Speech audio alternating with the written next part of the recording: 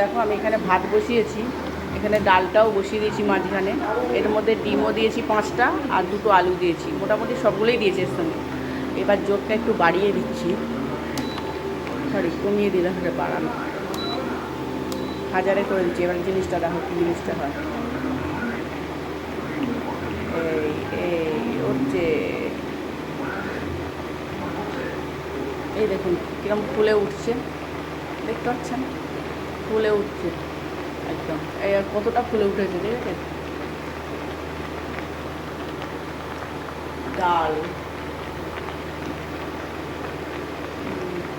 কমিয়ে দিই, হ্যাঁ নেমে যাবে, এবার নেমে যাবে, ডালটা নেমে গেল আর কয়েকটা ডাল পড়েও গেল, ঠিক আছে। এবার জল দিতে হবে ডালে, ডালে একটু জল দিয়ে দিয়েছি দেখতে পাচ্ছি, আর ভাতেও একটু দিয়ে দিয়েছি। মোটামুটি ডালটা একটু হয়ে গেলে আবার ডালটা করবো, এতে একটু সেদ্ধ করতে দিয়েছি আর কি, নামিয়ে নেবো একটু পরে, নাহলে ডালটা এর মধ্যে পড়ে যাবে। চলো বন্ধুরা, ভাত করছি, আজকে রাতের ডিনার আছে আলু সেদ্ধ,